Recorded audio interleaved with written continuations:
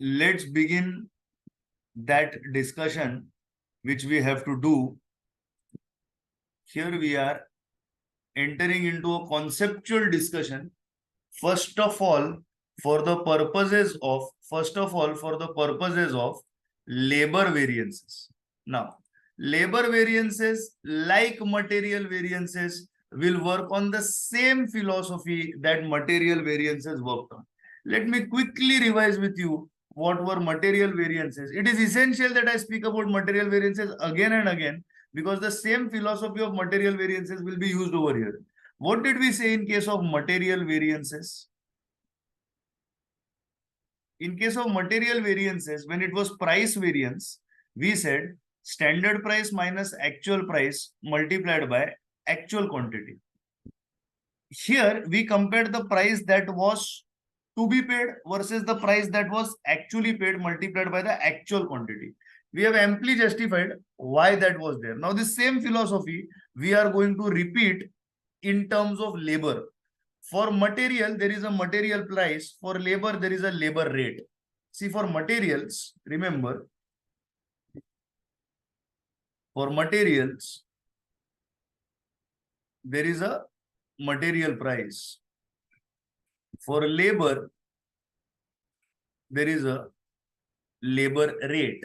So if this material price can have standard and actual, labor rate can also have standard and actual. That's the comparison we are going to perform. Now, if material can have actual quantity purchased, labor can have actual hours worked, labor will have its standard hours as well. Now, we get into understanding how that actually works for your labor related variances. Now, at the beginning of the period, as I said, you will always first of all predict how much sales you want. So sales is the first prediction, target, or estimation that management makes. On the basis of sales, the management will estimate 4 items.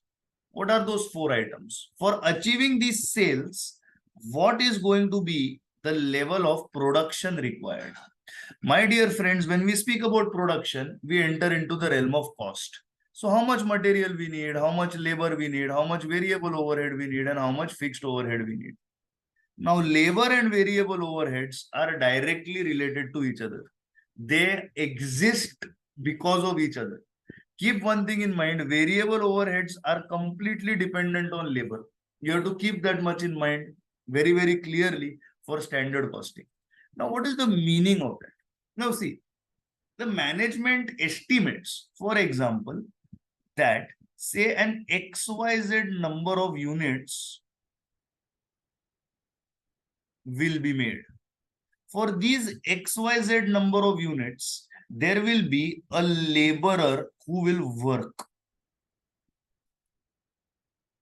Now, when this laborer works, there are two aspects that you have to consider for him. Number one, how much to pay him. How much to pay him is the wage rate. And for how much time he will work.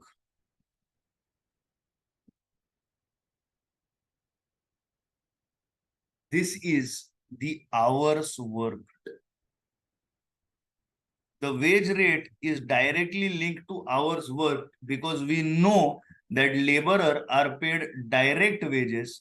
They are a variable cost and hours multiplied by rate per hour is what we pay the laborer.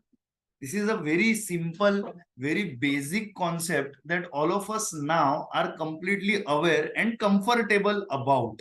I hope you're with me on that, right, guys? Everybody understands this particular concept. I hope there is no doubt with respect to what is the amount you're paying to the laborer, is the number of hours that is going to work multiplied by the wage per hour.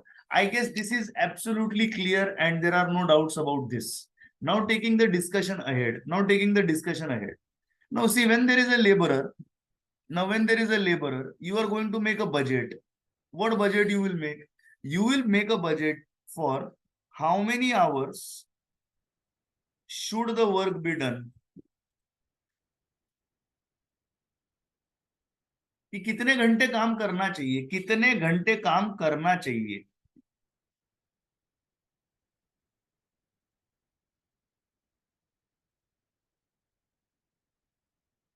What is this? These are your standard hours. And how much should be paid?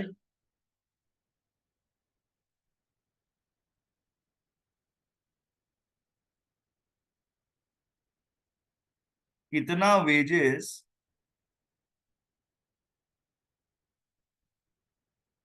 देना चाहिए, देना चाहिए, दिया है कि नहीं अभी तक नहीं पता। This is nothing but standard rate per hour, and then comes your actual hours actually worked. What are these? These are your actual hours and wage actually paid. What is this? This is your actual rate. There is a comparison of these items. Now the problem is the laborer is a human being. The problem is the laborer is a human being. What is the meaning of this? The meaning of this is the human being will get tired. He will need to eat food. He will need to use the toilet. All of these aspects are important. Do you think that me writing these factors is a childish discussion? No, absolutely not. Please ask yourself, please ask yourself that when you are working in your offices, in your companies today, don't you get one lunch break and two coffee breaks or tea breaks in the course of the day?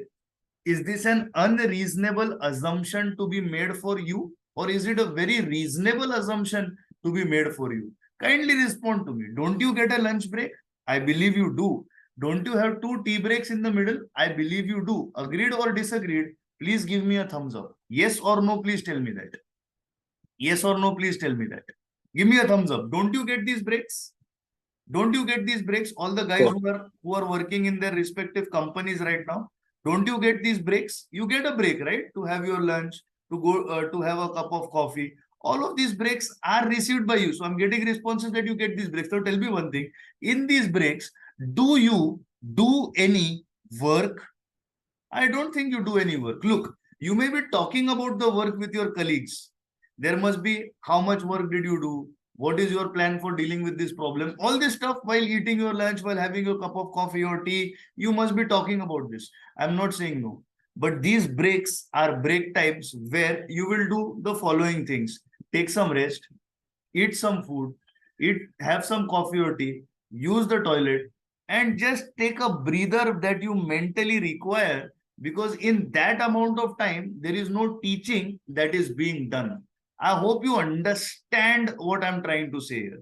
Now, I'll give you an example. Kindly take a screenshot of this. Kindly take a screenshot of this. Hope it's taken. Now, I'll give you an example. I'll give you an example. Suppose if I say, now take a look at this and look at this in service industry.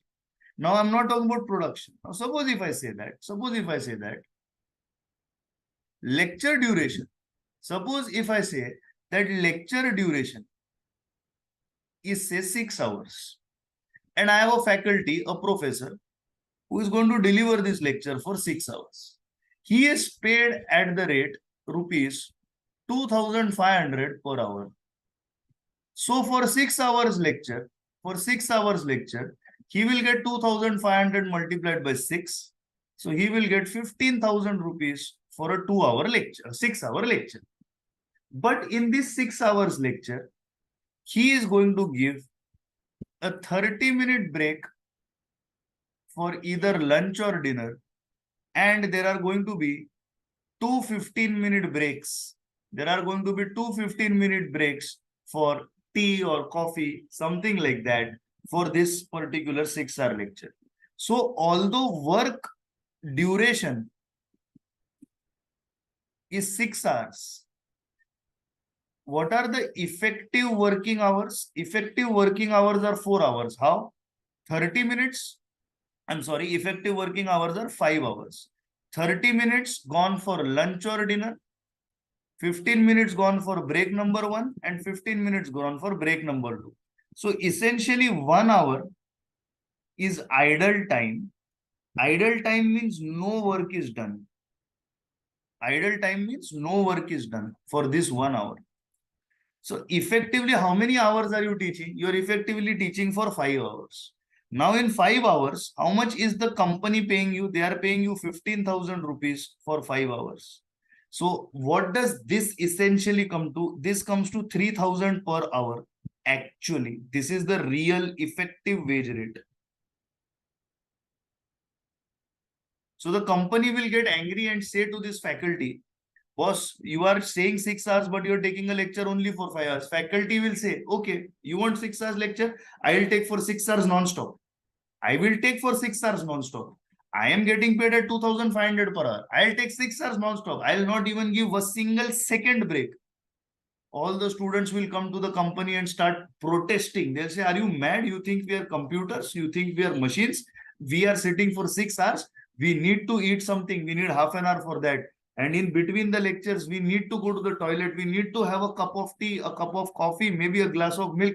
We need something. We need that break. Otherwise, we cannot focus. Now the coaching classes company is at a complete, breakdown. They are not understanding. They are saying if we put pressure on the faculty, he is ready to teach for 6 hours non-stop.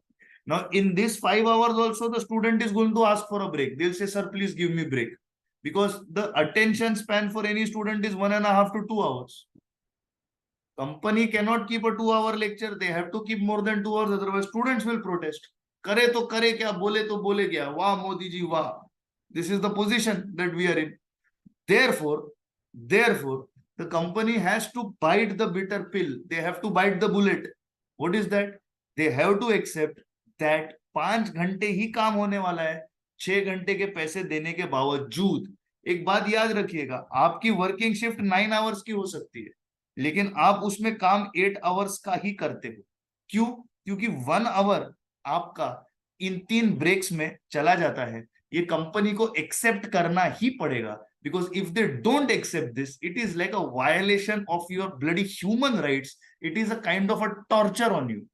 Even if you are taking into consideration the most difficult working environment in the world today, which can probably be the service sectors of the Middle East, places like Saudi, places like Kuwait, places like Oman and Muscat, where they are so strict with respect to their working hours, these breaks have to be given to the people working there. Otherwise, the person working will actually have a breakdown. He or she will not be in the position to work at all. Please understand this concept. Therefore, breaks are essential and labor faces idle time. Always keep one thing in mind, idle time is always adverse for the company. Why? Because you are paying the resource for these many hours of work. You are paying them for these many hours of work, but the resource is not actually working.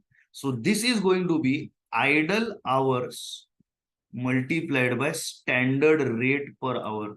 This is the formula for idle time variance.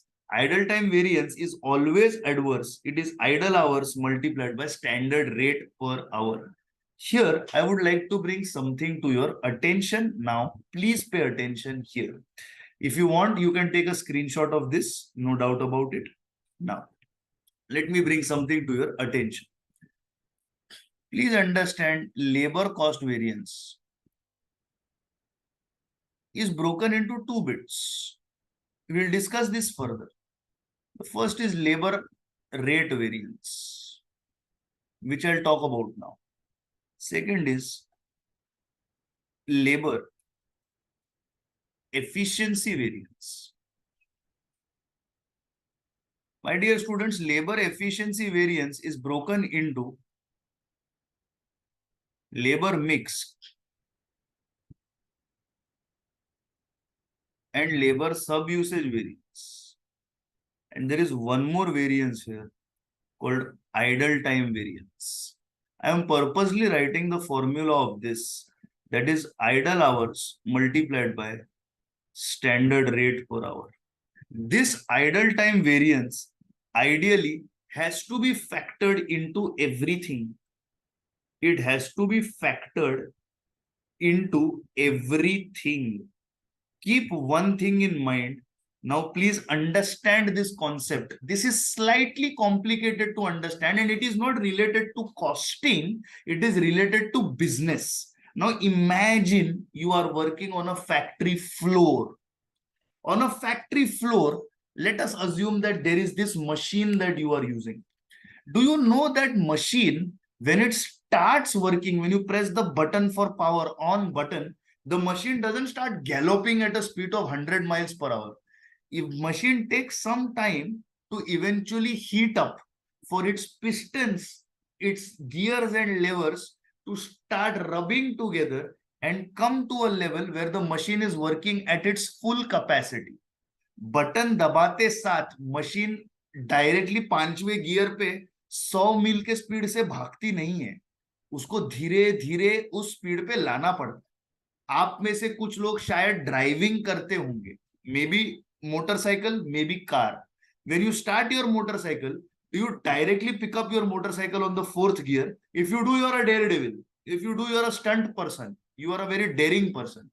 But when I ride a motorcycle, I will first put it on neutral, from neutral to first gear to second gear to third gear to fourth gear.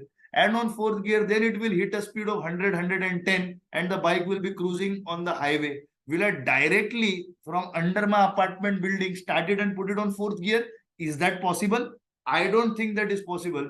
Everybody who rides a motorcycle here or has driven a car will accept this statement. Otherwise, the bike will fly like a rocket. In case of machine also, it's the same thing. First gear, second gear, third gear, fourth gear, fifth gear, I understand.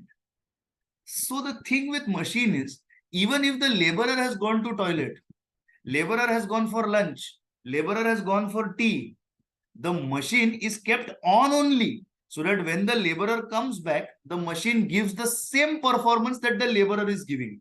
Are you understanding this concept? Yes or no? If the laborer is going out, he does not shut the machine and go away. That is possible only in the service sector, where the machine that you are using is a laptop. And even in service sector, if suppose you have kept some data to copy, or you are doing some reconciliation work in the back end where your software is working, if you go for lunch or tea, you will just lock your system and go away. The system continues to work at that time.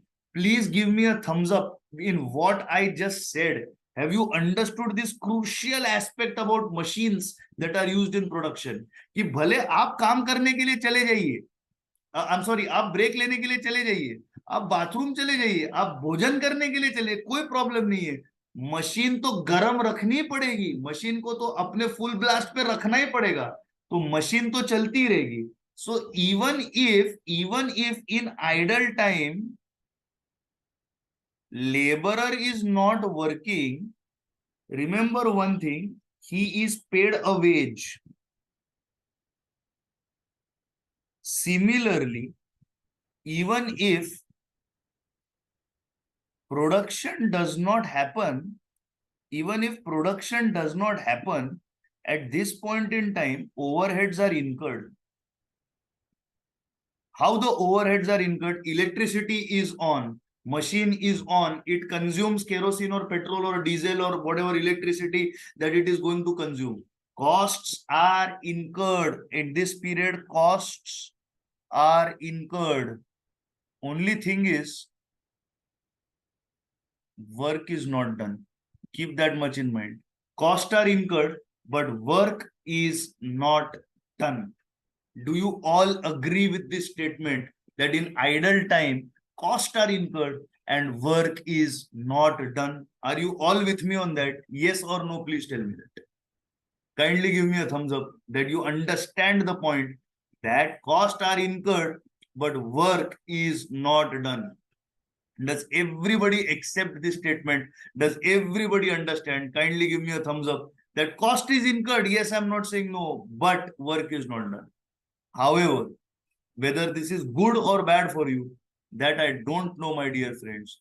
But idle time variances are not a part of CMA USA syllabus. You don't have it for your exams. This is there in CA. This is there in Indian CMA. It is not there. This is there in Indian CMA. It is not there in CMA USA. CMA USA does not have these variances. Therefore, you do not have to factor this into your calculation. But while I say that you do not have to factor this into your calculation, it is very essential for me to bring this to your attention that such a concept exists and you should be aware of this concept. Now, you don't have it in exam doesn't mean that it is not there in your professional life. Please keep that much in mind. After the completion of syllabus, if time permits, or after your group 2, if time permits, I will happily discuss this concept with you. I will even take a lecture on it for you. I'm not saying no. Because for you to be a complete product, you should know these things. At the present moment, we should not waste time on it. Now, I come to the first variance, that is the rate variance. What is rate variance? How much was to be paid? How much should be paid? कितना देना चाहिए versus how much actually paid. How much should be paid? Standard rate per hour. How much actually paid? Actual rate per hour.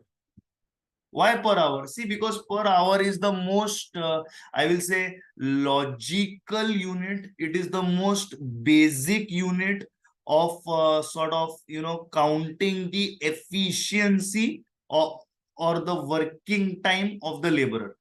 There is no other basis. You can say that you can do it on a unit basis, but piece rate calculations are not there for your syllabus. They are there in CA costing. They are not there in US CMA costing. Please be aware of that. And there is a reason for that. More often than not, whichever sector that you are going to be working in will be offering you hour rate calculations only. Now, standard rate multiplied by actual rate. So here, obviously, this is a cost. This is a cost. So obviously, lower the better. This is a cost. So obviously, lower the better. So if standard rate is greater than actual rate, this is favorable because you are paying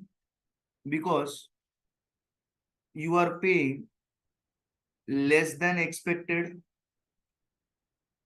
If standard rate is less than actual rate, it is adverse because you are paying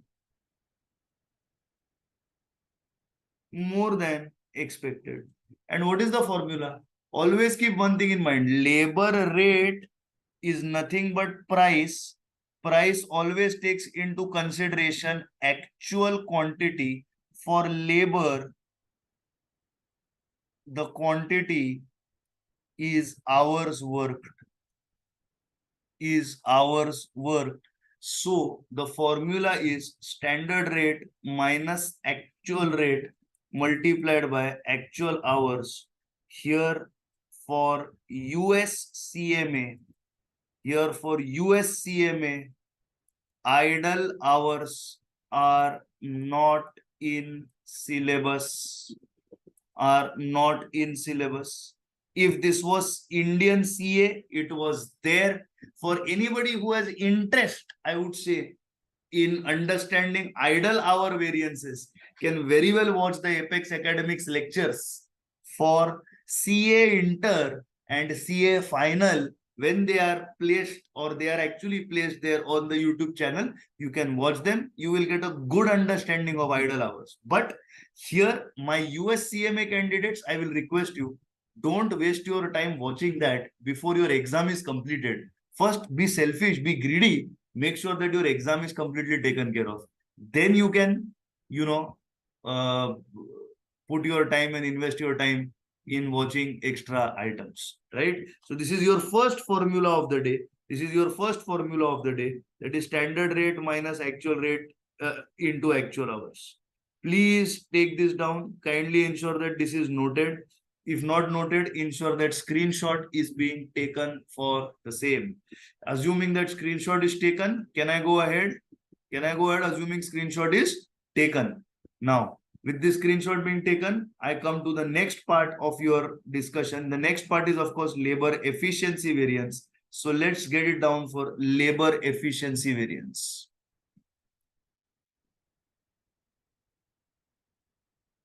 My dear friends, please understand that labor efficiency variance, why does it happen? Because laborer is a human being. And I always give this example to everybody. I give this example to everybody because this is the best example I can give. That imagine the first time, this is for all those of you who know how to cook and have probably experimented cooking in the kitchen or are at least learning how to cook, because it is cooking is an art or it is a survival skill. Everybody should learn it, and I mean it, everybody should learn it, specifically the boys, because we have a larger appetite, so we should learn how to cook, right? So imagine the first time you made a cup of tea, or imagine the first time you made yourself an omelette, if at all you consume eggs. Imagine the first time you made any one of these commodities or these items, these food items. It would have taken you a very long time.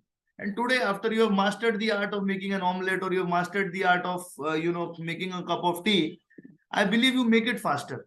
I remember the first time I made scrambled eggs for myself, anda burji I made for myself. My God, it took so much time. I did not even know how to scramble the egg. Today, if I wake up in the morning and I'm half asleep, I can go to my kitchen, crack open 3 or 4 eggs, throw them onto the pan, and just make scramble eggs within no time. Why? Because now I've learned it, because now I'm a skilled laborer in this aspect of making anda burji. Now, please understand, when it comes to labor efficiency variance, first of all, you need to understand that labor is graded on skill. And I'll give you an example on this. This does not happen only in manufacturing. It happens in service sector also. In service sector, you have an executive, you have a senior executive, you have an assistant manager, a deputy manager, a senior manager, right? You have these breakups. You have an associate director, you have a director, you have a senior executive director, then you have a vice president, and then you have, say, a chairperson or a CEO or a CFO that comes into the reporting hierarchy. These are nothing but grades. What is the meaning of grades? These people are, of course, I will say distinguished. I will say, what is the right word? They are segregated, right? They are kept in different classes of salary, kept in different classes of responsibility. They are discriminated against. An executive is paid less than an associate director because here the work is more, here the work is less, right? So as you gain an exposure and experience, you go up the corporate ladder. You go up the corporate ladder. But without the exposure and experience, you cannot be up the corporate ladder.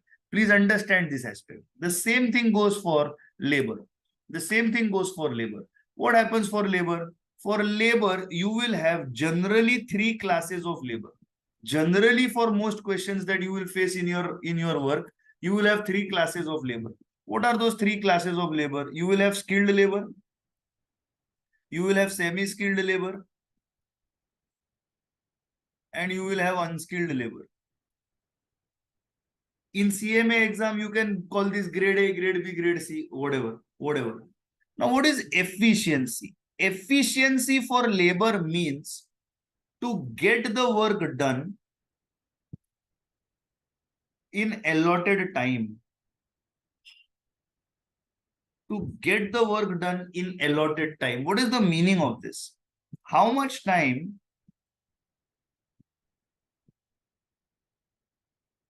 should be taken? This is nothing but standard hours versus how much time is actually taken. This is nothing but actual hours. My dear friends, if you take more time, you have to pay the laborer for more time taken. So if you take more time, you have to pay a higher wage, right? Therefore, obviously, if standard hours are greater than actual hours, this is favorable because you have to pay as per your expectation. So this is nothing but favorable, right? Now, if standard hours are less than actual hours, this is adverse because here you are paying as expected and here you are paying more than expected. Please understand this. Here you are paying more than expected. So labor efficiency variance, which does not consider idle time, the formula is given by standard hours minus actual hours multiplied by standard rate. The question is, why standard rate? The job of efficiency is to correct or reward for hours taken and not for rate. Rate is already dealt with in price. Therefore, here we take standard rate. Therefore, here we take a standard rate. Please keep that much in mind. I request that a screenshot be taken for this because the next part of discussion that we are going to do is extremely important for essay and theory questions that you will see in your MCQs. Kindly take the screenshot. I hope the screenshot is taken. I am moving ahead. Now, please pay attention to this particular aspect. My dear friends, when I said labor rate variance, here the focus is on price. What are we comparing? We are comparing the standard rate with the actual rate. Here the focus is on whether the foreman or production manager, right, is able to procure the services of the laborers at a rate which is budgeted or at a rate less than budgeted. Please keep this much in mind. Here in labor rate variance, the focus is on rate and not on hours worked. Therefore, in rate variance, the focus is not on efficiency. It is not on efficiency. Focus is on rate. Focus is on rate. Please understand this aspect. So focus is on whether the foreman or the production manager is able to procure the services of the laborer at a rate which is budgeted or a rate less than budgeted, which means that is standard rate greater than or equal to actual rate? Is standard rate greater than or equal to actual rate? If yes, then the foreman or the production manager will be rewarded. That is, he will get a bonus. But if standard rate is less than actual rate, means no, he is not able to do it, then foreman or production manager will be corrected. Keep one thing in mind, that when standard rate is greater than actual rate, this happens because of the following aspects. Number one, quality or skill of laborer is inferior. If the quality or skill of the laborer is inferior, it will impact efficiency. It will impact efficiency. Second, bargaining power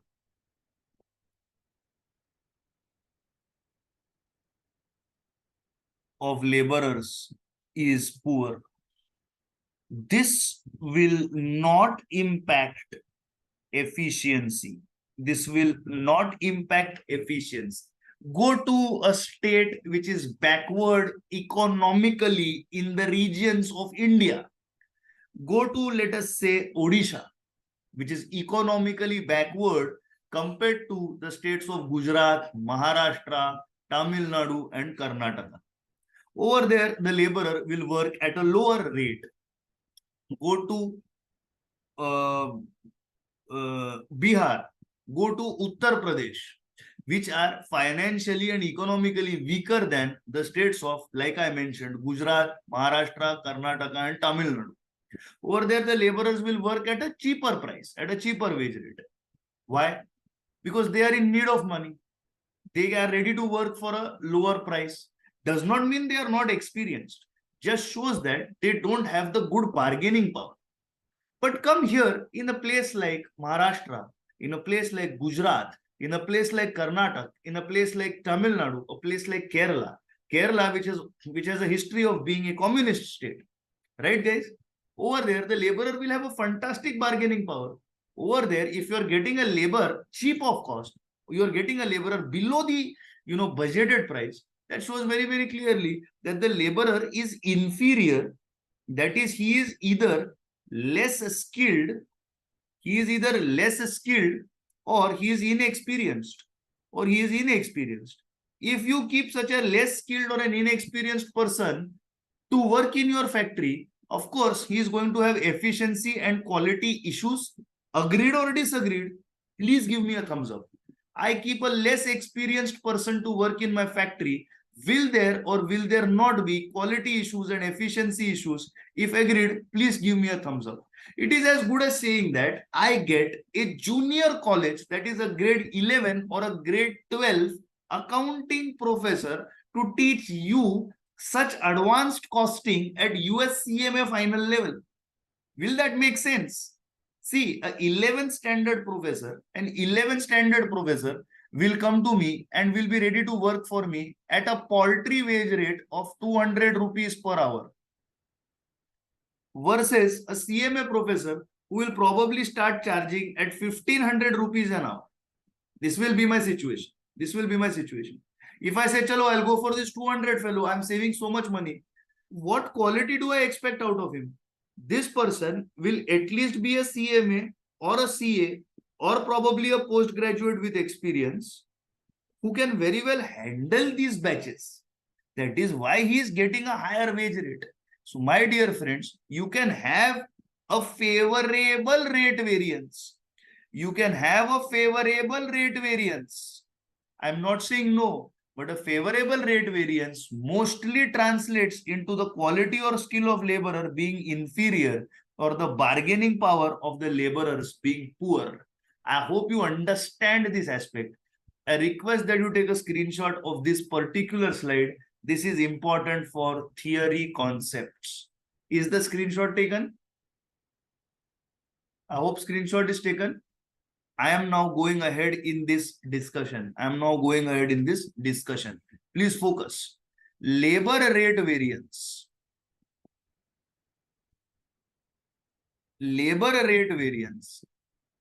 Suppose it is adverse. What is the meaning of this? Standard rate is less than actual rate, which shows that more than expected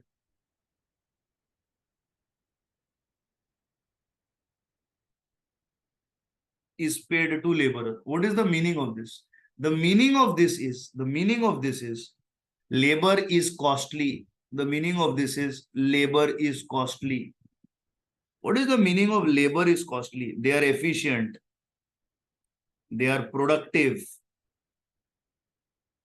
If they are efficient and they are productive, the standard hours will always be greater than the actual hours. There will be less wastage. So, an adverse rate variance ties in with a favorable efficiency variance. Keep that in mind. And if I have a favorable rate variance,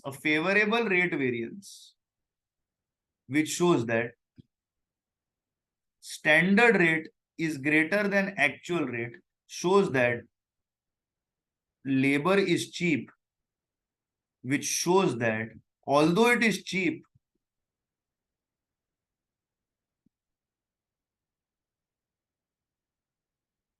it will not be efficient, which means that actual hours taken will be far greater than standard hours, and there will be an inefficiency, that is an unfavorable efficiency variance. So remember one thing, a favorable rate variance will always tie up with an adverse efficiency variance. You have to keep this much in mind. So labor rate variance, if it is favorable, more often than not, labor efficiency variance will be adverse. If labor rate variance is adverse, labor efficiency variance is favorable. My dear friends, this is general logic. Applied in manufacturing. And on the basis of this, multiple questions are going to be asked. Multiple questions will be asked. This is labor rate variance and labor efficiency variance relation. This can be an essay question. This can be theory MCQ. This can come for any. And remember one thing in mind, at least one variance will be asked as an essay question as per the trend of CMA. This has been happening since the past few attempts. This has happened in this particular October attempt, and it will happen in the upcoming Jan attempt as well. Please keep that much in mind. I want you to be completely sure and aware of this. I hope you're with me on that. Kindly take a screenshot and let us proceed ahead. I hope screenshot is taken. I'm keeping the floor open for discussion over here. I'll wait for a minute. In case there are any doubts, in case there are any questions you would like to ask, please let me know. If any doubt, if any question, kindly ask. If no doubt, no question, I am moving ahead. Right, guys? No doubt, no question. Any doubts, any question, raise your hand. I'll wait for you to unmute. And in case there are no doubts, there are no questions, I am moving ahead. Right, guys? I'm moving ahead now. Now, we come into mix and we come into yield variance. My dear friends, we have done mix for material. We have done mix for sales. Now we have to do mix for labor. And you know that mix is best done with a numerical example. I will take numerical example in this particular one only, and we will go ahead with our mix and yield calculations. I don't want you to worry about it. I have placed on the screen for you a question. Which now we are all going to consider. Right? This question reads as follows.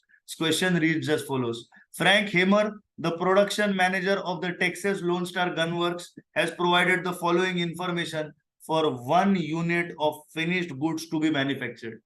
Anybody who has probably seen the movie Highwaymen on Netflix, or has probably heard about the legend of Bonnie and Clyde, the outlaws in Texas, probably will get a joke in this, because Frank Hamer was the Texas Ranger who actually encountered Bonnie and Clyde with his shotgun and his team. Right? So Texas Lone Star Gun Works and Frank Hamer, for somebody who knows, their Hollywood movies well, or probably knows their bit of American history well, would probably be able to read into this and have a smile come to them, because Hamer was the guy who shot down Bonnie and Clyde.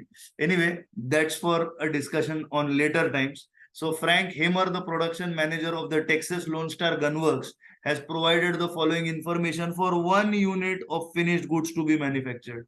My dear friends, this is nothing but budget. Please agree with me. This is nothing but budget. Please agree with me. This 1 unit is your budget. It's your budget. It's your static budget. There are 3 grades of labor that Mr. Hamer has: skilled, semi-skilled, and unskilled. 2 hours required for skilled to make 1 unit, 3 hours required for semi-skilled, and 5 hours required for unskilled, given a rate of 6, 4, and 3 respectively. This is your static budget. This is your static budget. It is for 1 unit. Please focus. Next, the actual performance registered the manufacture of 10,000 units of finished goods as under. My dear friends, this is actual data. How? Because it is actual. Skilled needed 18,000 hours and they were paid at 126. Actual. Semi-skilled needed 33,000 hours and they were paid at 1,15,500. Actual. Unskilled required 58 and they were paid 232. Actual. Please keep this much in mind, ladies and gentlemen. These are your actual rates. These are your actual data. Now tell me one thing. Now tell me one thing. In your static budget, your volume here is 1 unit. And in your actual performance, your volume here is 10,000 units. Are they uniform? They are not uniform. They cannot be compared. Therefore, static to be revised to actual volume at standard rate, which is nothing but a flexible budget to be made for variance calculations. A flexible budget to be made for variance calculations. Are you with me on that? Yes or no? Please tell me that. Yes or no? Please tell me that. Kindly take a screenshot of the same. Kindly take a screenshot of the same. Not because you need it for this sum, but you need this as a concept note for flexible budget related MCQs to be solved. And let me assure you that multiple MCQs on this concept are asked in Becker, are asked in Sargent, and are asked in your exam support package. Kindly take a screenshot of this. Assuming that screenshot is taken, I am moving ahead. Now, first step is creation of flexible budget. So the flexible budget creation I am doing over here. So here I have skilled worker, semi-skilled worker, and unskilled worker. For 1 unit, skilled worker works for 2 hours, semi-skilled for 3 hours, and unskilled for 5 hours, at the rate of 6, at the rate of 4, at the rate of 3. Now your actuals for skilled are 18,000 hours. Okay. For semi-skilled, they are 33,000 hours. Okay. And for unskilled, they are 58,000 hours. Okay. Now, actuals are for 10,000 units. My dear friends, get into the basic unitary method. Get into the basic unitary method. For skilled, 1 unit takes 2 hours. So 10,000 units will take how many hours? They will take 20,000 hours. So skilled should be working for 20,000 hours. Here I'll just write it like this. Skilled should be working for 20,000 hours and it will be at the rate of 6. Now let's go to semi-skilled. Semi-skilled, 1 unit takes 3 hours. So how much will 10,000 units take? They will obviously take 30,000 hours. So semi-skilled will take 30,000 hours at the rate of 4. Now let's go to unskilled. Unskilled, 1 unit takes 5 hours. So 10,000 units will obviously take how many? It will take 50,000 hours. So unskilled is 50,000 hours at the rate of 3. This is your flexible budget. This is your flexible budget. I hope you're with me on that. I hope you're with me on that. On the basis of this, my dear friends, certain calculations can be performed. Certain calculations can be performed. But let me warn you, in this question, as you may have guessed it, the actual wage rate per hour is to be calculated. It is to be calculated. Now let us go and do that. For the skilled people, you are paying them $1,26,000 for 18,000 hours. So therefore, you are paying them $7 per hour. I hope you are with me on that. Everybody understands this. For semi-skilled, you are paying them 1,15,500 for 33,000 hours. So 1,15,500 divided by 33,000, you are paying them $3.50 per hour. Now for unskilled, you are paying them 2,32,000 hours at the rate of 58,000 hours. So 2,32,000 divided by 58,000, you are paying them at the rate of $4 per hour. So here it is at the rate of 3.50 per hour, and here it is at the rate of 4 per hour. My dear friends, you are in the position to calculate. You are in the position to calculate. Here there is a printing mistake. This has to be labor rate variance, and this has to be labor.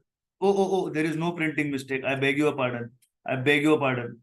Blunder on my part. Labor cost, labor rate, labor efficiency are all the same. Don't have to worry. We will calculate it. We will do labor cost after we have done rate and efficiency. First of all, I will get into labor rate variance calculations. My dear friends, for labor rate variance calculations, I believe we have understood, one concept very, very clearly. That is, the formula is कितना देना चाहिए था minus actually कितना दिया for actual hours work without taking into consideration idle time. Notice that in this, since for your CMS syllabus, idle time is not there, we are not taking that into consideration. Now, standard rate minus actual rate. So here first I'm coming for skilled. What is the standard rate of skilled? It is 6 per hour. What is the actual rate? I am paying 7 per hour. For actual hours work, they are 18,000. My dear students, you are paying more than expected for 18,000 hours. So this is going to be 18,000 adverse. For semi-skilled, the rate is 4 per hour. You are paying 3.50 per hour for 33,000 hours. Here, let me bring to your attention, you are supposed to pay 4, but you are paying at the rate of 3.50. So you are paying at a lower rate than expected for 33,000 hours. So it is 16,500 favorable. For unskilled, you are supposed to pay at the rate of 3 per hour, and you are paying at the rate of 4 per hour for 58,000 hours actually worked. So you are paying more than expected for 58,000 hours. So it is 58,000 adverse. So 18,000 adverse minus 16,000 favorable, 16,500 favorable plus 58,000 adverse brings me to 59,500 adverse. How to write this mathematically? 18,000 adverse is minus 18,000. 16,500 favorable is plus 16,000 and minus 58,000. This will give you the answer. Minus 59,500. And wherever you get minus, of course, you get into adverse. A quick recall of the concept: labor rate variance is a comparison of the rate that you budgeted, that is the standard rate, vis-a-vis the rate that you actually paid. Since the standard rate is less than actual rate for skilled and unskilled, I am putting a star against them. Since the standard rate is less than the actual rate for skilled and unskilled, you are having an adverse variance on the basis of rate. But since the rate paid actually is less for unskilled, putting a hashtag against it, is less for unskilled, you are having a favorable variance for the same. Labor rate variance as a concept discussion over here has come to its logical conclusion. I hope all my dear students, you have understood the concept now. I am asking only in isolation of the labor rate variance. I hope labor rate variance per se is clear for all of you. Labor rate variance is clear for you. Are you with me on that? Kindly give me a thumbs up, all those of my students who have understood labor rate variance. Labor rate variance is clear for all of you. In case there are any doubts, kindly speak up at this moment and juncture. I will happily clear it for you. Labor rate variance, barring your doubts, now is completed. Please take a screenshot of the same. Please take a screenshot of the same. Please take a screenshot of the same. And after that, we will progress ahead. We will then go to labor efficiency variance. I understand that the screenshot has been taken. I understand that the screenshot has been taken. Now I am rubbing off labor rate variance calculations from here. But remember, for labor rate variance, even I am making a note. Your labor rate variance was 59,500 adverse. It was 59,500 adverse. We will need that for our discussions to come. We will need that for our discussions to come. Now, while this is taken care of, let us go to the simpler next one, that is labor efficiency variance. My dear students, labor efficiency variance we have already discussed. We have already discussed. What have we discussed? कितने घंटे लगने चाहिए थे? How much time should have been taken? Standard hours minus कितने घंटे actually लगे? How much hours were actually taken? Actual hours multiplied by कितना पैसा देना चाहिए था? That is your standard rate. So, my dear friends, for skilled, what are your standard hours? And remember, here we are taking into consideration flexible. So your standard hours are 20,000 for an actual production of 10,000 multiplied by your actual hours 18,000 multiplied by minus your actual hours 18,000 multiplied by standard rate of 6 per hour. Here you expected 20,000 hours to be taken and 18,000 hours were taken. So this is good for you. This is good for you. This is favorable. So here it is going to be 12,000 favorable. Now, here we are looking at semi-skilled. For semi-skilled, you were supposed to take 30,000, but you took 33,000. This is not good for you. This is not good for you. You took 3 hours, 1,000 hours, 3,000 hours extra at the rate of 4 per hour. So this becomes 12,000 adverse. Now let's look at unskilled. In unskilled, you were supposed to take 50,000 hours, but unfortunately you took 58,000 hours at the standard rate of 3 per hour. So 8 into 3 is 24,000 adverse. 12,000 favorable, 12,000 adverse will cancel each other out. It is as good as writing like this and then writing minus 24,000. So here what can I say? I can say that it is 24,000 adverse. What is this? This is your labor efficiency variance. Your labor efficiency variance is 24,000 adverse. I have made a note of that on my notepad. And now labor efficiency variance comes to an end. And now what comes to an end? Labor efficiency variance comes to an end, which takes us to the next concept, which I said we will do labor cost variance now. Now, labor cost variance we will pay keen attention to in our next bit of discussion. Kindly take a screenshot of labor efficiency variance. Simple concept, easily done. Please take a screenshot. Hope screenshot is taken for labor efficiency. And now I'm moving ahead. Now, please understand one thing. The first or the mother variance will always be labor cost variance. But I'm purposely teaching it to you third because I need you to know that what is the meaning of labor cost variance? Labor cost variance is a very simple variance which asks the basic fundamental question: how much should I have paid versus how much did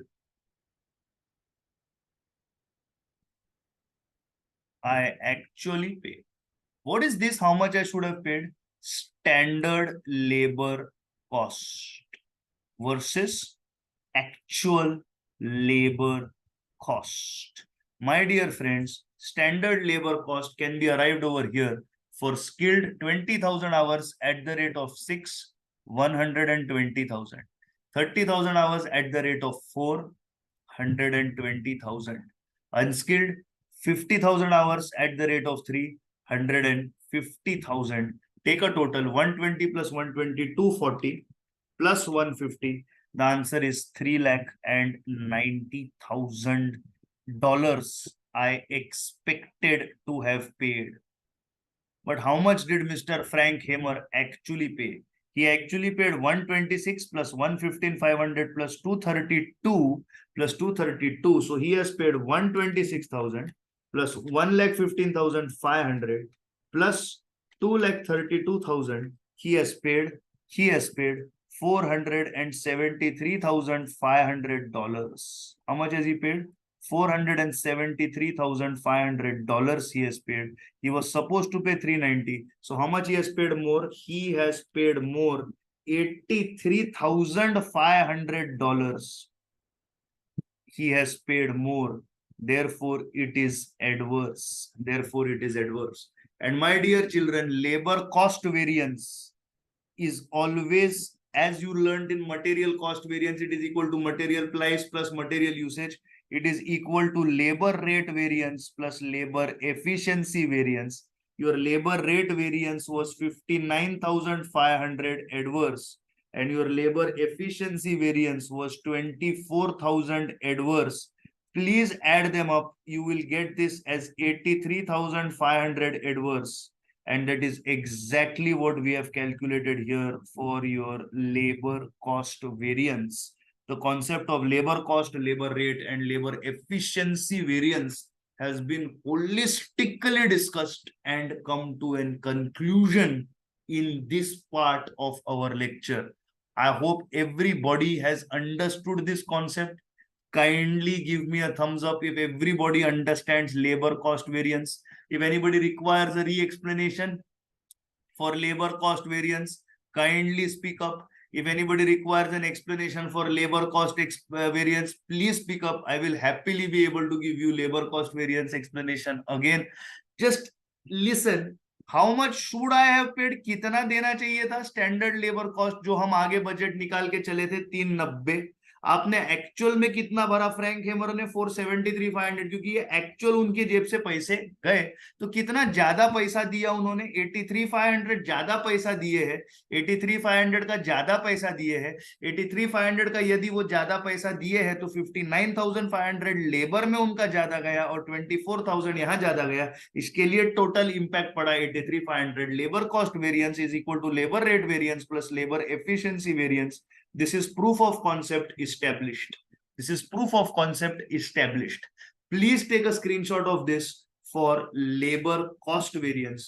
Please take a screenshot of this for labor cost variance. And we go ahead. Also, 1 second before taking the screenshot, you can say that labor cost variance is equal to standard hours multiplied by standard rate minus actual hours multiplied by actual rate. This is the standard formula. This formula exactly has been applied over here. Actual hours 18,000 multiplied by actual rate is 126. Actual hours 33 multiplied by 3.5 is 115,500. Actual hours 58 multiplied by actual rate 4 is 232. Standard hours into standard rate 20 into 6, 30 into 4, and 50 into 3 gives you total 390. So standard hours into standard rate minus actual hours into actual rate gives you labor cost variance, which I have just written as standard labor cost is nothing but standard hours into standard rate. Versus means minus. Actual labor cost means actual hours into actual rate. So this is nothing but the same formula here. The same formula here that is being applied. Kindly take a screenshot of this. Your concept of labor cost variance has come to its logical conclusion.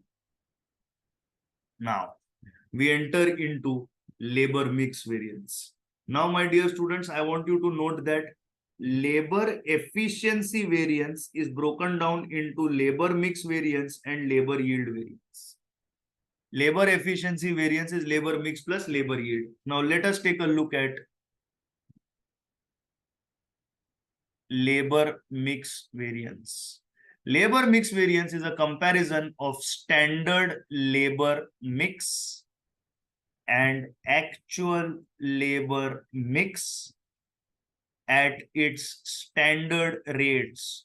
Please remember, here we will be taking into consideration actual hours as the base. Just like in material mix variance, we had to take actual material input as the base. So over here, we have to take actual labor hours as the base. Let us pay attention to our actual first. In my actual, I have skilled is working for 18,000 hours. Semi-skilled is working for 33,000 hours. And unskilled is working for 58,000 hours. Means I have actually done the work for 18,000 plus 33,000 plus 58,000. Means I have done the work for 1,09,000 hours. I have done the work for how many hours? 1,09,000 hours. Please keep this much in mind. I have done the actual work for 1,09,000 hours. And keep one thing in mind here. I will take this as the base. Now I want you to note that we calculated for skilled in our flexible budget. We calculated skilled will require 20,000 hours, semi-skilled will require 30,000 hours, and unskilled will require 50,000 hours. We calculated 100,000 hours are going to be needed. My dear friends, this is not applicable in mix variance. In mix variance, we will take 1,09,000 as the base. What will we take as the base? We will take 1,09,000 as the base, and we will say, okay, production manager, you actually work for 1,09,000. Okay, I will take 1,09,000 as the base. I want to see how effectively you are using skilled labor, how effectively you are using semi-skilled labor, and how effectively you are using unskilled labor. Just like in material cost variance, I wanted to see how effectively you are using material A, how effectively you are using material B, and how effectively you are using material B. Just like in the example that we took yesterday for the baseball bats and the baseballs, how effectively are you taking into consideration the sale of baseball bat and that of baseball? Yesterday's question also we did 5-star and silk. I remember it distinctly. For sales variance, the same way we are doing the breakup over here. Now, if we are doing the breakup over here, remember that this will be as per base, but here it will be as per the standard input of labor hours. What is the standard input of labor hours? The standard input of labor hours is 2:3:5.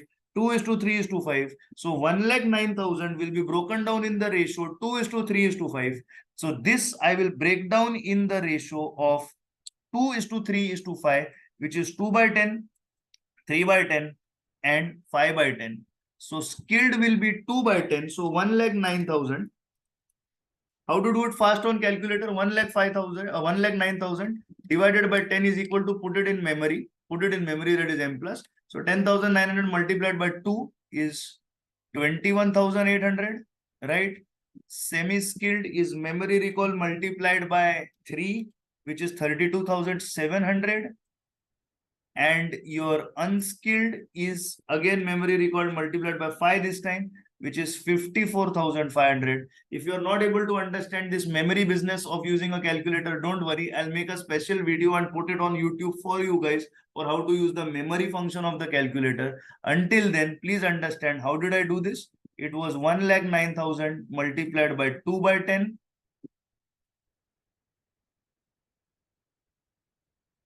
This was 1,09,000 multiplied by 3/10. And this was 1,09,000 multiplied by 5/10.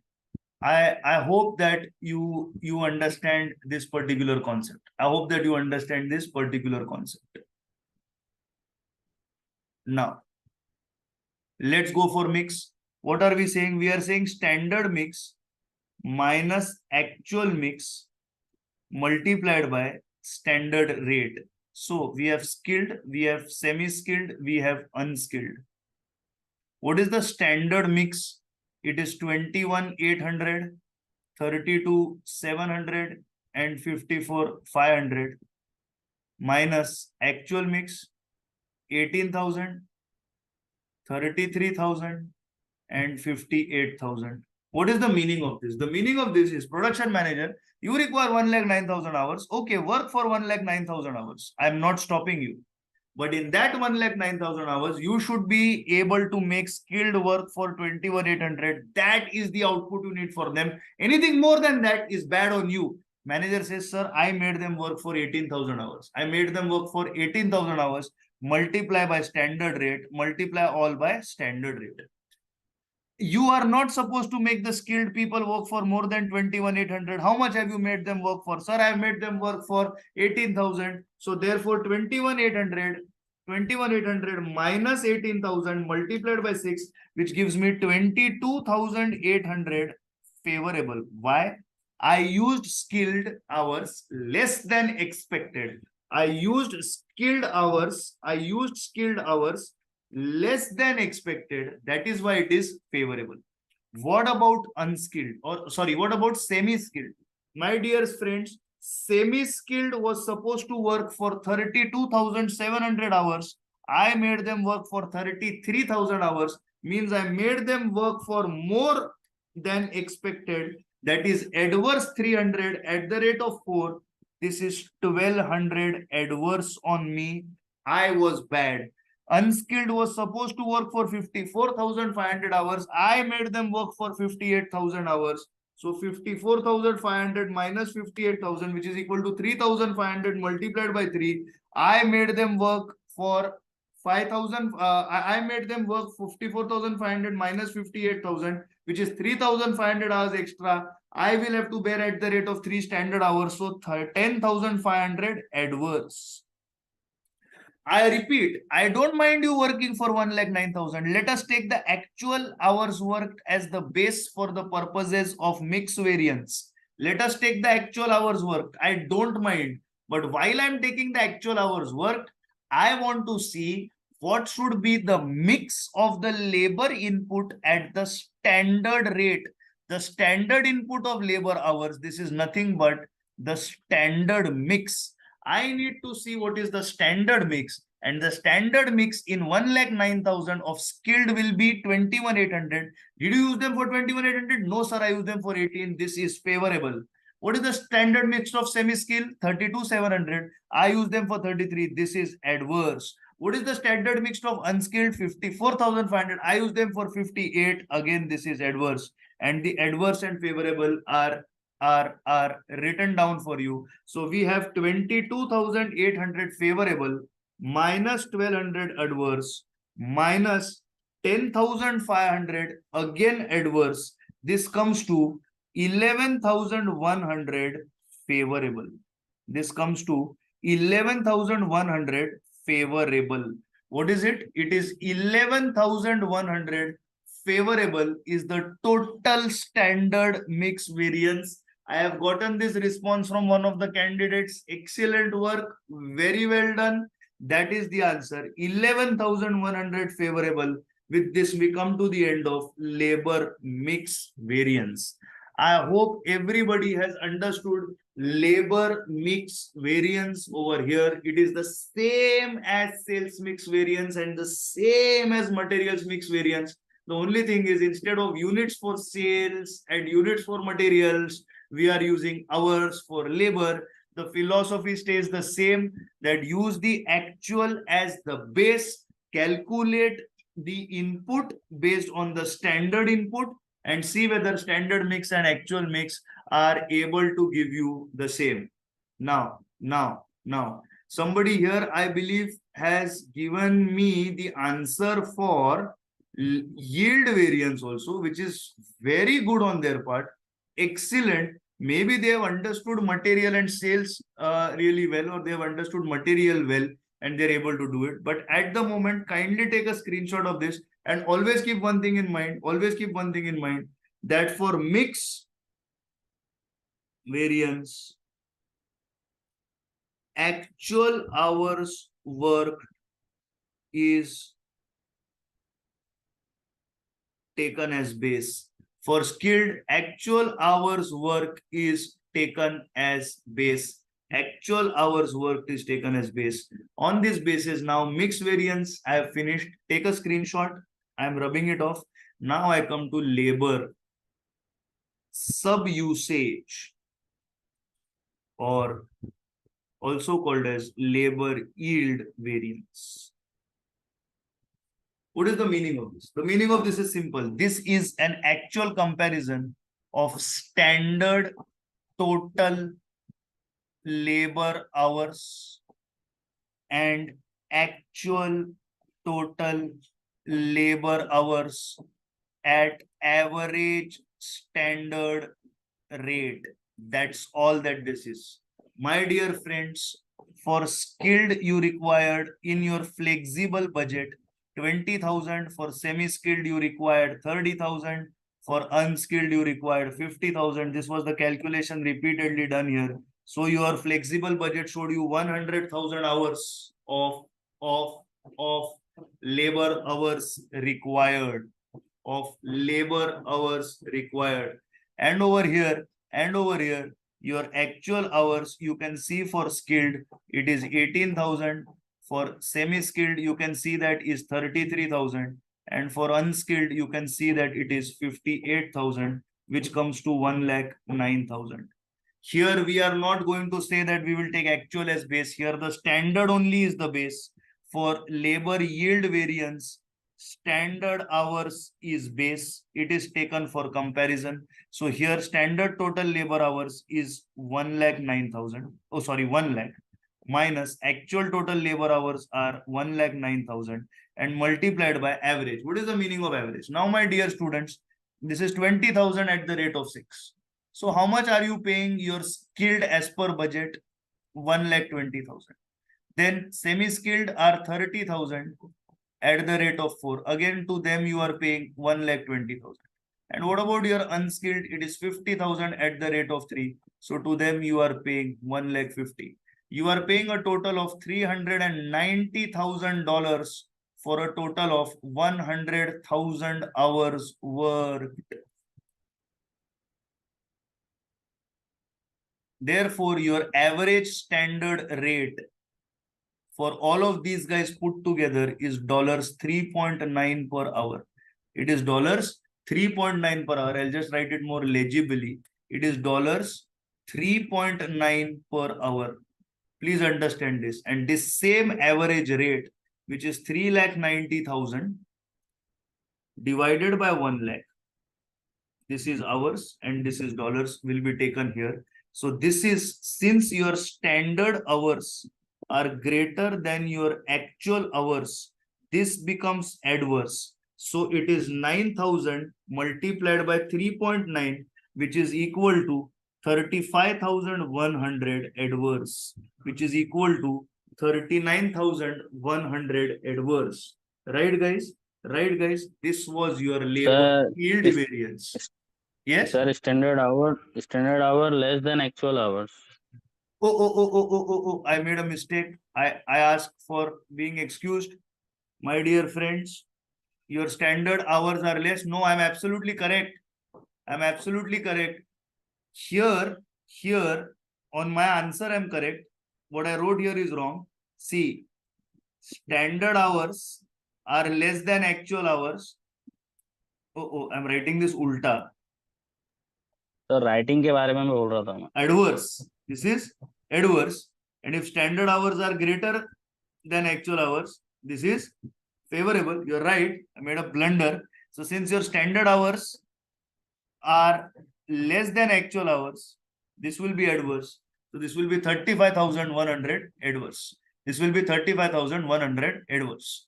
Here, remember, for labor yield variance, standard hours is the base. For labor mix variance, actual hours is the base. Now keep one thing in mind. First, quickly take a screenshot of this. Take a screenshot. Screenshot taken? Screenshot taken? Okay, I'm erasing this. I'm erasing this now. Now remember one thing, labor efficiency variance. Your labor efficiency variance was 24,000 adverse. I told you that this is equal to labor mix variance plus labor yield variance.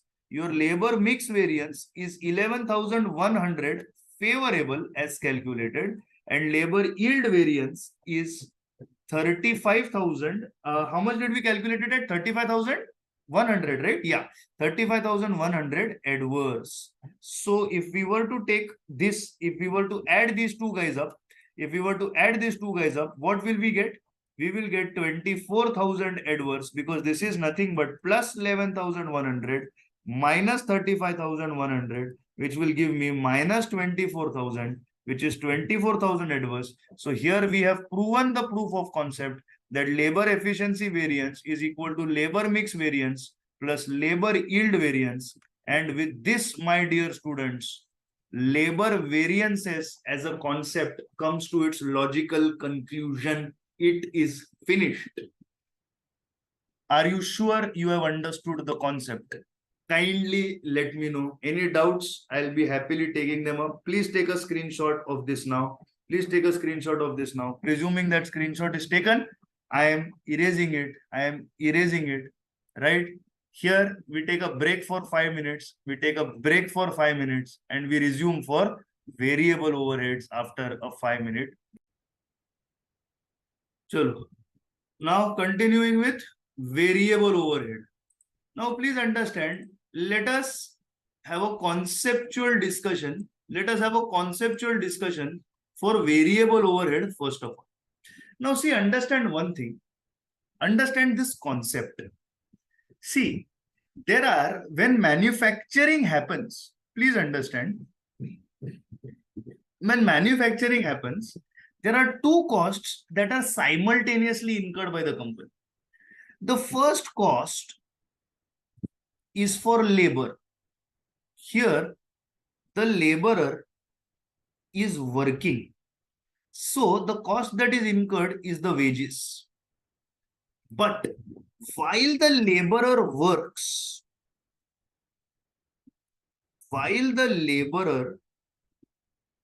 works, there is a second cost also that the company incurs.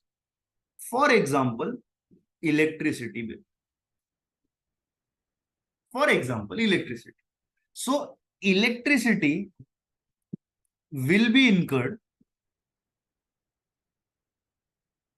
as long as the laborer works,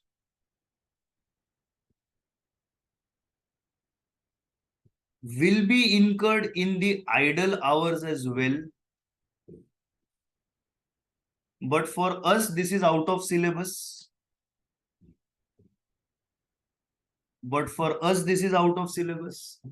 Now, when laborer stops working,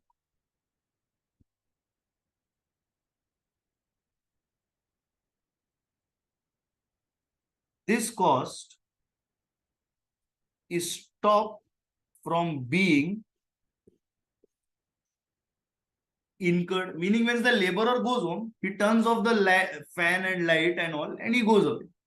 But when the laborer is working, the machine is working, the fan is on, maybe the light is on, maybe there is some other electrical gadgetry that is on, something or the other is on while the laborer continues to work. I hope you agree with this statement. Yes or no, guys? That electricity will be incurred as long as the laborer works. Does this statement make sense to you guys? That will be incurred as long as the laborer works. So, if laborer works more than expected, which is adverse, it will be incurred. What will be incurred? Variable overhead will be incurred.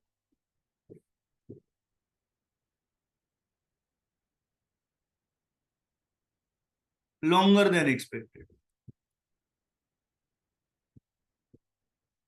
if laborer works less than expected, that it is favorable. What do I mean less than expected here? Here actual hours are more, and here I'm saying standard hours are more. Then it will be incurred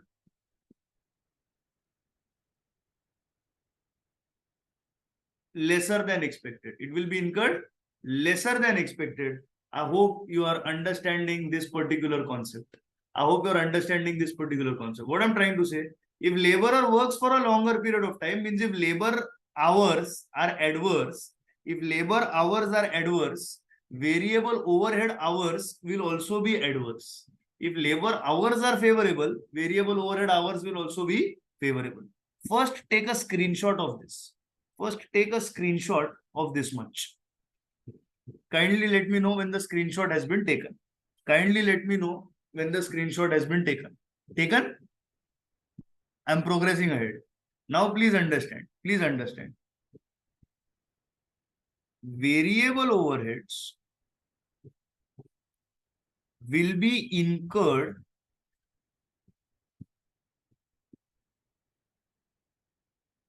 for the duration of the direct labor hours, but variable overhead will have its own rate. Remember, for variable overhead, its standard hours is equal to standard hours for labor, and its actual hours is equal to actual hours for labor. This is because I'm writing it in Hindi over here. जितने घंटे labourer काम करेगा उतने घंटे electricity पर खर्चा होगा. Keep this much in mind, that electricity will be incurred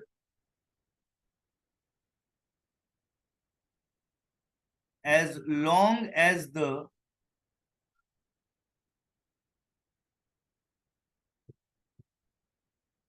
laborer is working. So standard hours for labor will be equal to standard hours for variable overhead, and actual hours for variable overhead will be equal to actual hours for labor. But the variable overhead rate will not be the same as labor. It will have its own rate.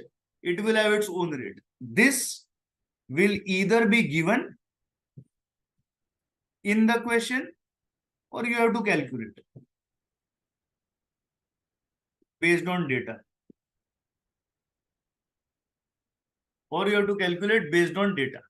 Do we understand this much about variable overhead? Are you understanding? Yes or no? Please tell me that.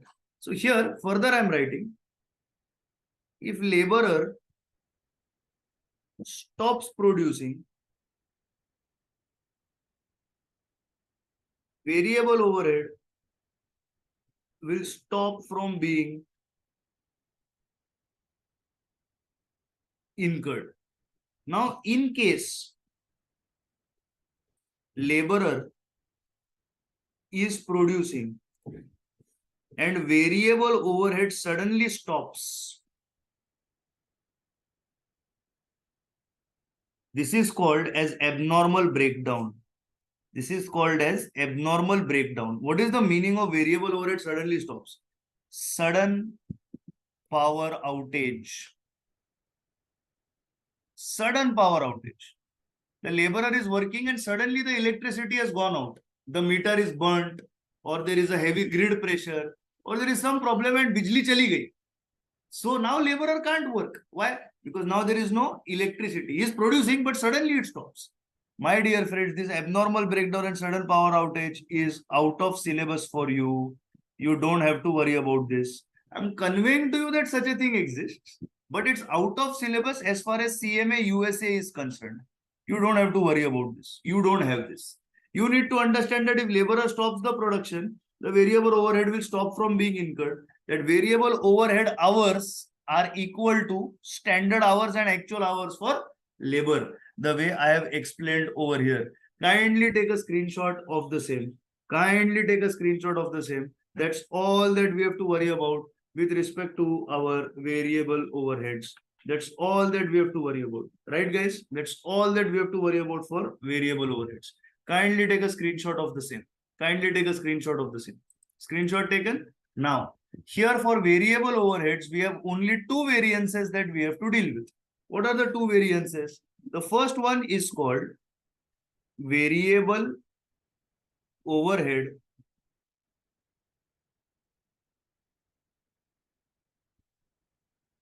expenditure variance, which is also known as variable overhead spending variance. It's also known as variable overhead spending variance. Expenditure spending is the same as rate, So here we have standard rate minus actual rate. This is standard rate of variable overhead and actual rate of variable overhead multiplied by actual hours, and these are actual hours for which variable overhead is incurred, which is the same as actual direct labor hours. The second one is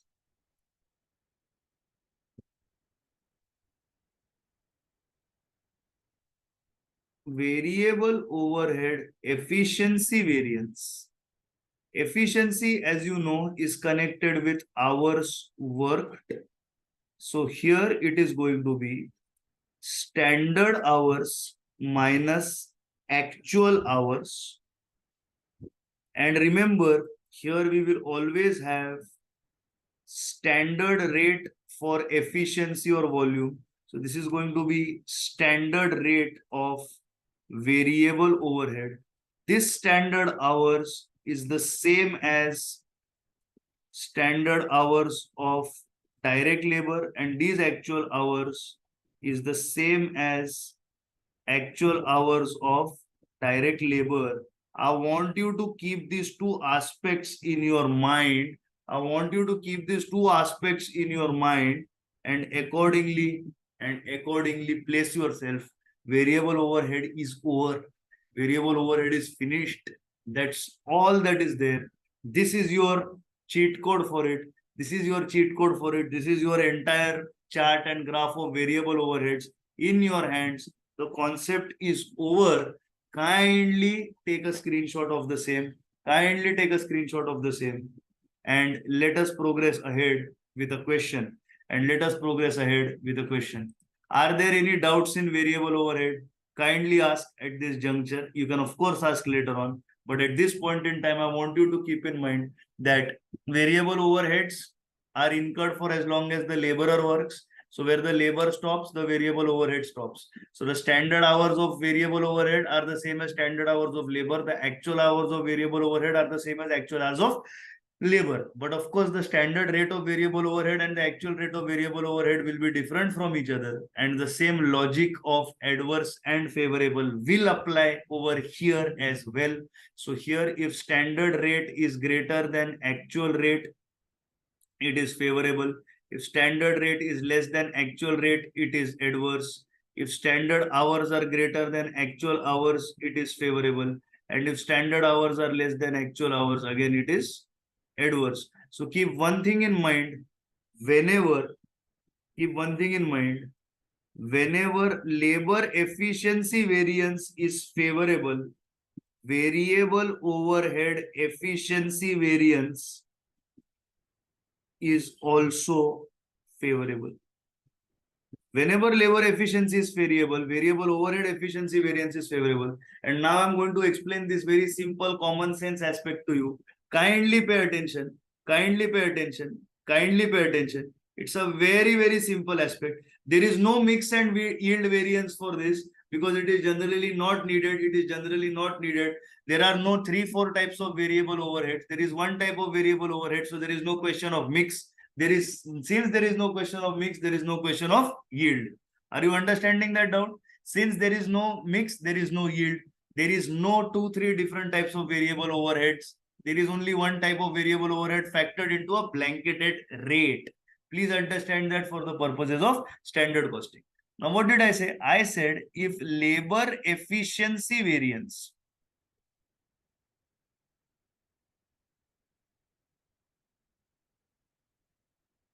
is favorable. What is the meaning of this? Standard hours are greater than actual hours.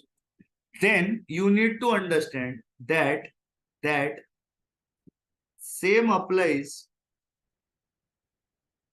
to variable overhead as well, and variable overhead efficiency variable 2 is favorable. Let's talk about labor efficiency variance. If it is adverse, then standard hours are less than actual hours, which shows that more time was taken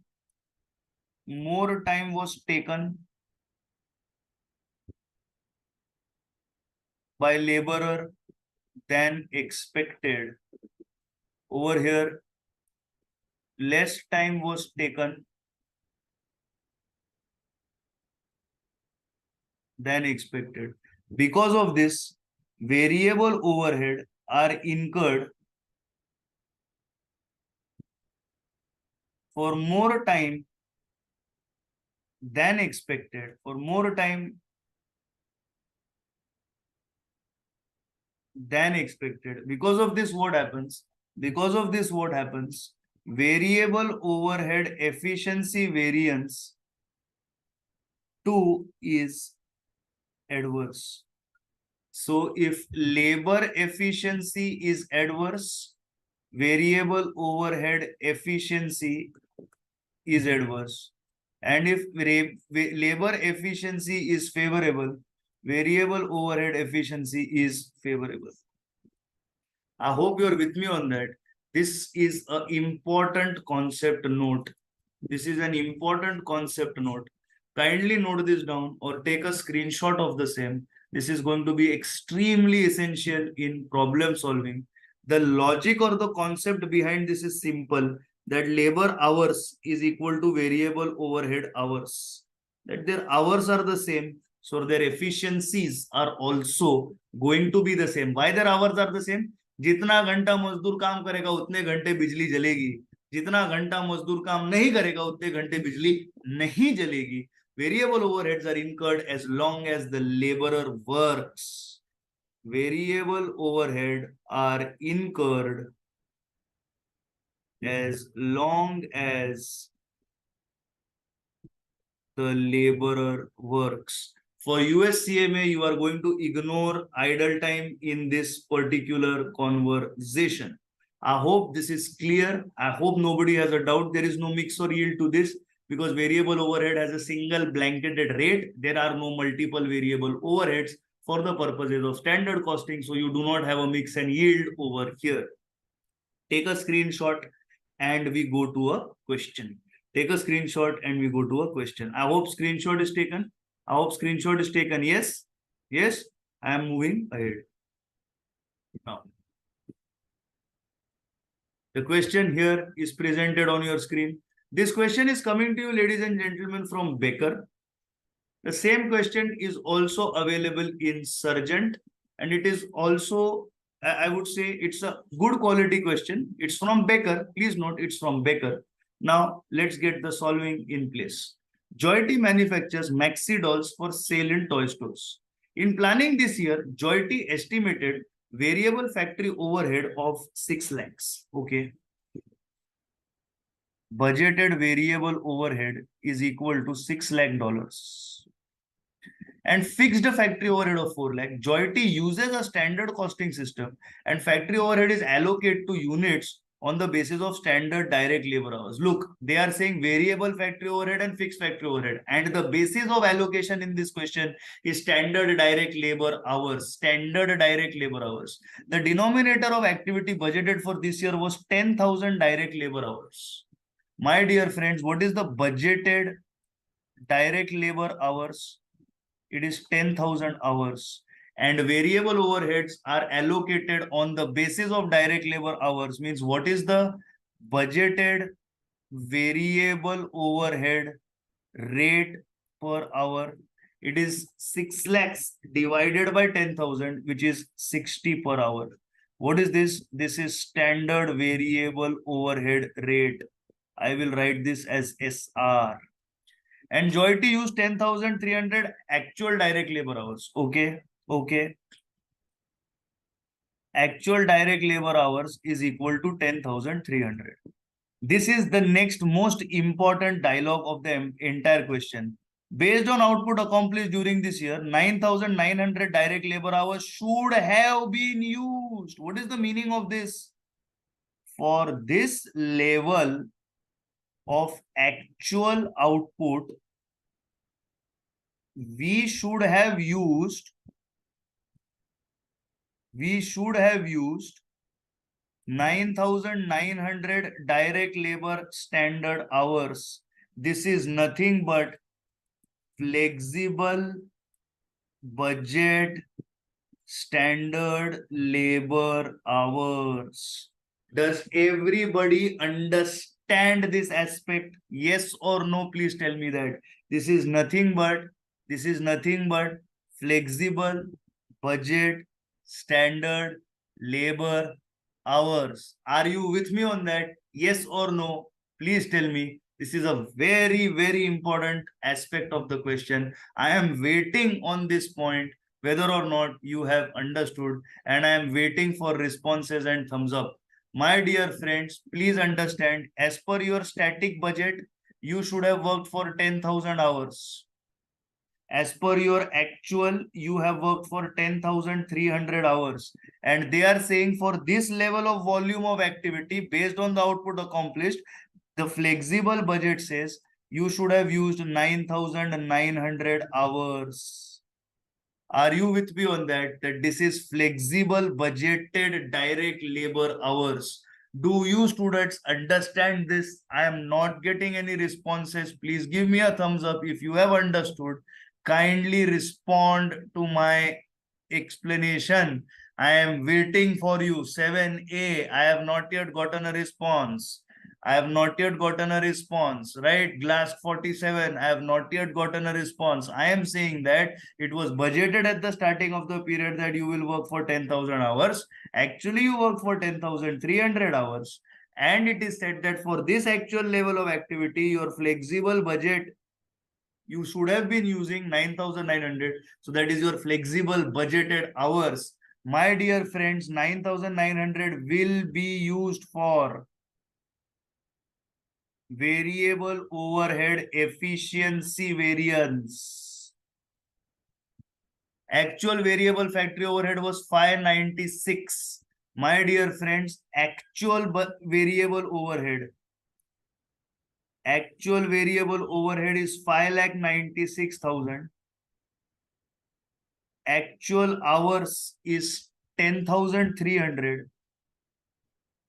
So actual rate is equal to 5,96,000 divided by 10,300, which is equal to 57.8640776699. That is your actual rate. I have purposely written the full number. They are asking you, based on this information, calculate variable overhead spending variance. Variable overhead spending variance, you already know, is nothing but variable overhead expenditure variance. It is nothing but variable overhead expenditure variance. That's what they are asking you for. My dear friends, on the basis of this, can I say that variable overhead expenditure variance is equal to standard rate minus actual rate, standard rate minus actual rate multiplied by actual hours. Standard rate is equal to 6 lakhs divided by 10,000. This is the standard rate. Don't make the blunder of dividing 6,000 by 9,900. That's a blunder and a proof of idioticity, because my dear students, 6 lakh has to be divided by 10,000 because this is the budgeted rate derived from master budget, minus actual rate is 5,96,000 divided by 10,300 multiplied by actual labor hours, which are 10,300. This is 60 minus 59.8640 776699 multiplied by Sir, 10,300. 57.86. 57.86. 57.86. I got this as 59 by mistake. Multiplied by 10,300. This shows that you have paid less. This shows that you have paid less than expected. Shows that you have paid less than expected. So it is favorable. It is favorable. So unfavorable everywhere is wrong. Now you have to select between the two favorables, and this comes to 22,000 favorable. This comes to how much? This comes to 22,000 favorable. Therefore, your answer is option number D, and this is also a wrong answer. Here we have completed variable overhead expenditure variance. Kindly take a screenshot of this. Yes, you have a doubt, please ask. Sir इधर static budget में 10,000 hours हमने सोचा था और flexible में 9,900 hours. इसका मतलब हमने यूनिट कम प्रोड्यूस किया ना। Yes, you produced less units, but you will have to pay at the same rate because variable overheads are fixed on a per unit basis. Here, the unit of measuring variable overhead is per hour. Okay okay sir, understood. Understood. Yes, आप sir. Unit देखिए, आपको है 4 per unit. अभी आप 10 unit बनाइए या 40 बनाइए, इधर आपका खर्चा कितना आएगा 40, इधर आपका खर्चा कितना आएगा 400, लेकिन ये 4 पर यूनिट तो फिक्स्ड ही रहेगा ना। Yes sir. तो इधर आपका 60 पर आवर फिक्स्ड है, इधर आपका 60 पर आवर फिक्स्ड है। अंडरस्टूड। यस। वेरिएबल ओवरहेड को गिनने का यूनिट पर आवर है, समझे आप? क्यों पर आवर है? क्वेश्चन में दिया है कि they are allocated to units on the basis of standard direct labour hours. समझा कि नहीं समझा?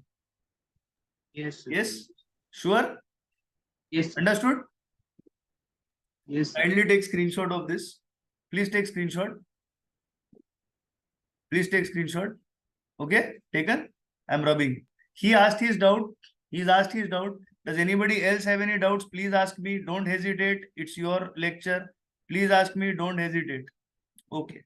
With this, variable overhead spending is done, but we can also calculate over here variable overhead efficiency variance. What is variable overhead efficiency variance? Standard hours minus actual hours multiplied by your standard rate. These are obviously going to be your flexible budgeted standard hours. They are 9,900 minus 10,300 multiplied by standard rate, which is 6 lakhs, divided by 10,000, which is 60. So here you will get how much? This is minus 400 into apna 400 into 60 hai. So this will be 24,000 adverse. So this is actually your labor efficiency variance, and this is your labor effectiveness or your spending. Sorry, variable overhead spending variance, and these are actually incorrect answers. These are actually your incorrect answers, right guys? These are actually your incorrect answers. So this is the end of the chapter, the topic of variable overheads. Please take a screenshot of this. Please take a screenshot of this. This is the end of the topic of variable overheads. In the evening, when we meet, we will meet for fixed overheads. Thank you so much. Variable and labor have come to their logical conclusion. Now, do you agree that there is a static budget? Do you agree that there is a static budget? That is the budget you make at the starting of the screen, at the starting of the year? Yes or no? In this static budget, please understand, in this particular static budget, you predicted that you have to work for 10,000 hours for an XYZ output or an XYZ volume. Agreed? Now, your actual performance says you have worked for 10,300 hours and this is for a PQR volume. So, your static budgeted volume is not equal to your actual budgeted volume. So, you cannot calculate the variances on the basis of that. Do you agree with this statement? Yes. Now, the static budget volume has to be made equal to actual budget volume, for which you will construct a flexible budget. Here you will construct a flexible budget. This flexible budget will be at actual volume, means it will be at PQR volume at standard rates. At what rate? At standard rate. So for this budget, they are saying, this flexible budget, they are saying you need to work for 9,900 standard hours for the PQR output. Let's take an example. Let's take a quick example. Suppose if I say for 1 unit, you have to work, your skilled labor has to work for 10 hours and your semi-skilled labor has to work for 15 hours. Okay? And your actual production is 1,000 units. Is how many units? Is 1,000 units, right? And here I'm saying that your skilled people have worked for 9,800 hours and your semi-skilled people have worked for 16,000 hours. Can you compare 1,000 units to 1 unit? You can't. So for 1 unit, if skilled has to work for 10 hours, for 1,000 unit, he has to work for how much? 10,000 hours. So now your flexible budget has come for skilled. It is how many hours? 10,000 hours. Similarly, for one budget, for 1 unit, if your semi-skilled is working for 15 hours, so for 1,000, it will work for how many hours? It will work for 15,000 hours. Correct? Now, my dear friend, these numbers of 10,000 can be compared with this number of 9,800. Why? Because this is also for 1,000 units. And this number of 15,000 can be compared for this number of 16,000 because it is also for this 1,000 units. So since the units volume are uniform, these numbers can now be compared. In this particular Baker question, your static budget, this is your static budget, tells you need 10,000 hours. Your actual budget tells you need 10,300 hours. But these volumes are not the same. So when you do a flexible budget at the same volume, it is telling you that you have to work for 9,900 hours. It was rightly pointed out by the other candidate. He said that, sir, is it so that you are actually producing less? Yes, quite possible. You are actually producing less than budgeted, because of which the flexible budget is less than the static budgeted hours. But for the purposes of efficiency, we will use these two guys for the purposes of calculation. Now have you understood that this flexible budget is nothing but this 9,900 and these are the standard hours.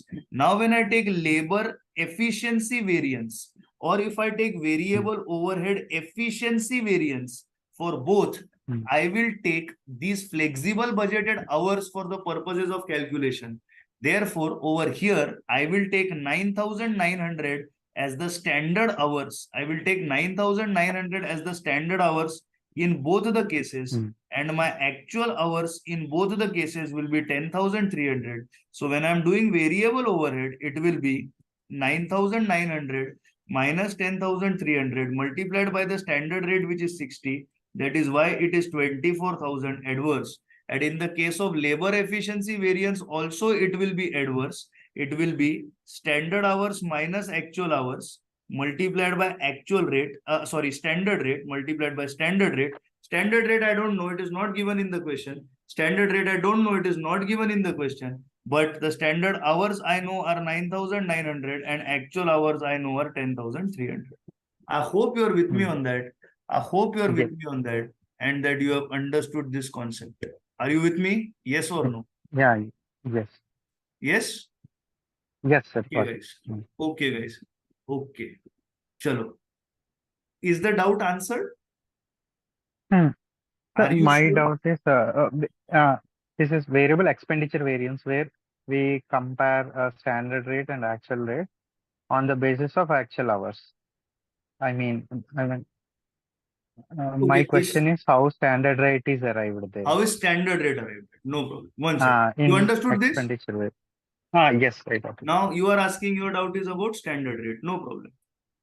Standard rate is derived from the static budget. First of all, Okay. we will take budgeted variable overheads divided by budgeted direct labor hours. Your budgeted variable overheads are estimated variable factory overheads are $6 lakhs. Hmm. And budgeted direct labor hours for that denominator of activity is 10,000 direct labor hours. Correct? So this is $60 per hour. Now for a flexible budget, it will be $60 per hour multiplied by 9,900 hours. So it will be 60 multiplied by 9,900, which is equal to $5,94,000. And your actual variable overheads are $5,96,000. That is why they have played this game of putting 2,000 unfavorable over here for you. They are making you to compare it on the totality basis. But on totality, variable is never considered. On totality, always fixed is considered. That is why they are playing this game of 2,000 and 4,000 favorable and unfavorable with you. Don't fall prey to that. It will always be considered on a per hour basis because variable is fixed per unit and variable on a total basis. Now is it understood? Any doubts on that? Yeah, yes, that's got it. Any doubts persist? Please ask. Feel free to ask. Yeah. I have purposely recorded the doubt so that when you watch the recording, it stays with you. Yeah, thank you. Okay. Any further doubts for anybody? Please ask. Any further doubts for anybody? Please ask. Yes or no?